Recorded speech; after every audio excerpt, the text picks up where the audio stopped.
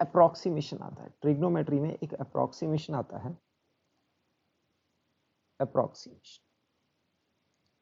Approximation में हम क्या बोलते हैं बच्चों, जैसा आपको पता है कि साइन थीटा होता है परपेंडिकुलर अपॉन हाइपोटेन्यूज। अगर एक राइट एंगल ट्राइंगल बनाए हैं तो आप देखो, ये अगर एंगल थीटा है, ये आपका एंगल थीटा बनता है। आप ये देखो, अगर इसका परपेंडिकुलर कम होता जाता है, परपेंडिकुलर बहुत कम हो जाएगा, तो आप देख रहे हैं कि परपेंडिकुलर बहुत कम हो जाएगा तो ये बेस और हाइपोटेन्यूज ऑलमोस्ट इक्वल हो जाएंगे। ठीक है, तो परपेंडिकुलर बहुत कम है, थीटा बहुत छोटा है। ठीक है, थीटा बहुत छोटा है तो मैं एक कर्व लाइन यहां पर खींच सकता हूं, ऐसे कर्व लाइन।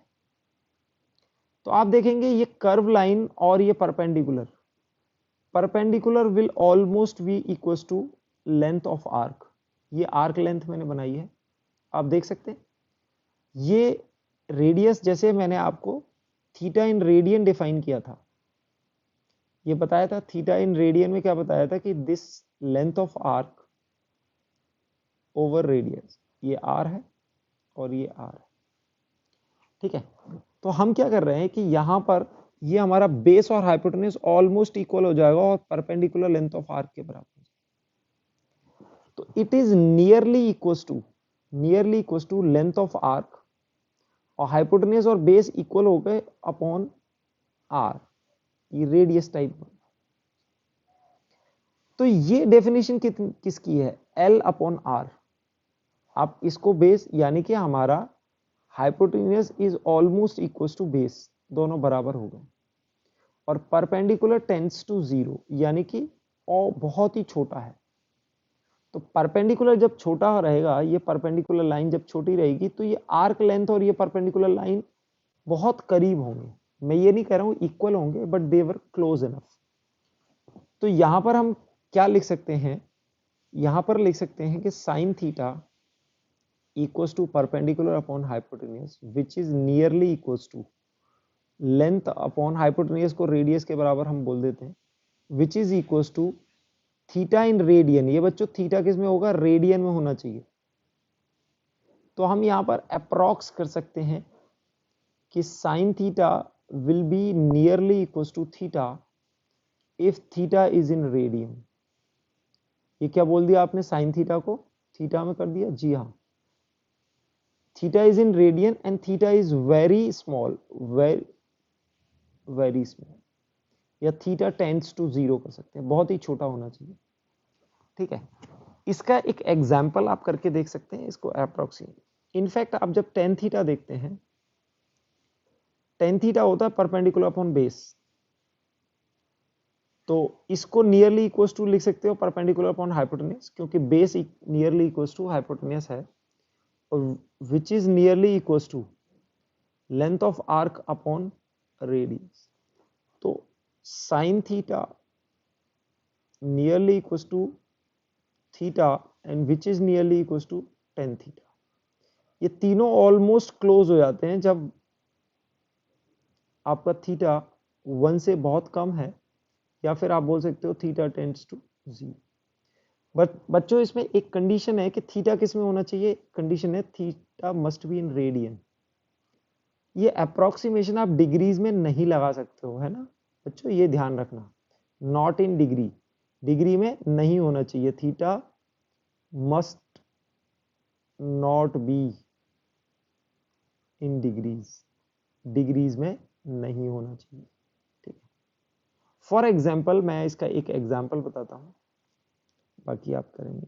जैसे कि अगर आपको वैल्यू निकालनी है 10 डिग्री की, यानी कि आपको साइन 10 डिग्री की वैल्यू निकालनी है, तो साइन 10 डिग्री एक छोटा एंगल है, या साइन 5 डिग्री की आपको निकालनी है। ठीक है, तो आप होमवर्क में ये साइन 5 डिग्री वगैरह कर लेंगे, मैं आपको 10 डिग्री एक्सप्लेन करूंगा, आप 5 डिग्री कर लेंगे। तो इस 10 डिग्री को बच्चों कैसे करेंगे, तो हम 10 डिग्री को sin 10 नहीं लिखेंगे, कभी भी नहीं लिखेंगे। हम क्या करेंगे, sin 10 डिग्री को, बच्चों 10 डिग्री को अगर आप रेडियन में चेंज करोगे तो मेरे ख्याल से π/180 into 10 will be equal to π/18 degree. तो ये हो जाएगा π/18 डिग्री। अब ये 10 डिग्री बहुत छोटा एंगल है, तो इसको हम अप्रॉक्स लिख सकते हैं π/18।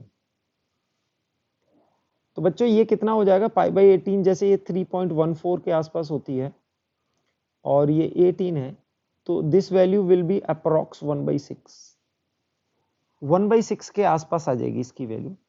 ठीक है, आप sin 5 डिग्री की ट्राई कर सकते हो। तो इस तरह से हम बहुत सारी वैल्यूज हैं। अब बच्चों एक और चीज मैं बताता हूं कि sin थीटा हमेशा परपेंडिकुलर अपॉन हाइपोटेन्यूज होता है। ठीक है ना, तो आप जैसे राइट एंगल ट्रायंगल बनाते हैं, ठीक है, तो आप क्या करते हैं, बेस को बहुत छोटा करेंगे, बहुत छोटा करेंगे, बहुत छोटा करेंगे, बहुत छोटा करेंगे। तो यहां पर आप देखेंगे कि परपेंडिकुलर और हाइपोटेन्यूज ऑलमोस्ट इक्वल है, hypotenuse is nearly equal to. तो आप देख रहे हैं कि आपने बेस को छोटा किया है, यहां पर ये एंगल बढ़ता गया, ये एंगल बढ़ता गया। तो जब ये 90 डिग्री के आसपास पहुंचेगा, किसके आसपास पहुंचेगा, 90 डिग्री के क्लोज पहुंचेगा, तो आप ये देख सकते हैं कि ये दोनों इक्वल हो जाएंगे, हाइपोटेन्यूज और परपेंडिकुलर ऑलमोस्ट इक्वल हो जाएंगे। इसीलिए साइन क्या हो जाता है, 1 के आसपास पहुंच जाता है। साइन 90 की डिग्री, साइन 90 डिग्री में हम क्या बोलते हैं कि ये दोनों एक दूसरे से मर्ज कर जाएंगे, परपेंडिकुलर हाइपोटेन्यूज बराबर हो जाएंगे और इसकी वैल्यू 1 होती है। तो हमेशा आप देखेंगे कि perpendicular always will be less than hypotenuse और इक्वल होगा 90 डिग्री। तो साइन थीटा की वैल्यू ऑलवेज लेस देन और इक्वल टू 1 होती है। और नेगेटिव में अगर हम बात करें तो नेगेटिव में इसका मैग्नीट्यूड -1 से, मैग्नीट्यूड -1 से कम, मतलब 1 से कम होगा, तो इसकी वैल्यू हम बोल सकते हैं कि साइन थीटा की वैल्यू -1 से 1 के बीच में होती है। ठीक है ना, तो क्योंकि उसका जो न्यूमरेटर है वो ऑलवेज डिनोमिनेटर से इक्वल होगा या लेस देन होगा। तो जब भी नेगेटिव होगी तो -1 से छोटी नहीं हो सकती, और जब पॉजिटिव होगी तो 1 से बड़ी नहीं हो सकती। तो in brief we can say that sine की वैल्यू -1 और 1 के बीच में ही लाई करेगी। और कॉस का भी सिनेरियो कुछ ऐसा ही होता है। कॉस थीटा का सिनेरियो कैसा होता है, कॉस थीटा का भी सिनेरियो -1 के और 1 के बीच में लाई करता है।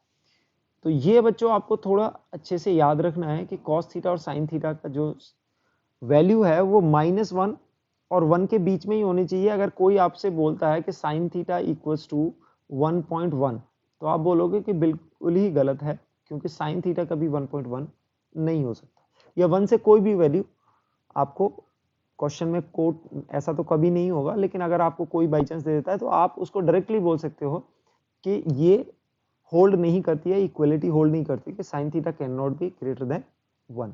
तो बच्चों यहाँ पर हमने ट्रिग्नोमेट्री का बहुत बेसिक्स देख लिया, जो हमें इंटीग्रेशन डिफरेंशिएशन में भी यूज होगा, और थोड़ा सा फिजिक्स में जब आगे जाएंगे, जैसे हमने एंगल्स का देखा, रेडियन और डिग्रीज में देखे, फिर फॉर्मूलेज देखे, हाफ एंगल फॉर्मूले देखे, प्लस माइनस वाले फॉर्मूले देखे, फिर अप्रोक्सीमेशन देखा। तो ये सब यूज हम आगे वाले आने वाले सब्सिक्वेंट चैप्टर्स में करेंगे। तो कुछ क्वेश्चंस मैंने यहाँ पर डिस्कस किए हैं, वो आप होमवर्क में कर लेंगे, और जो भी मैंने लेक्चर में क्वेश्चन कराए उनको आप एक बार रिपीट कर लेंगे।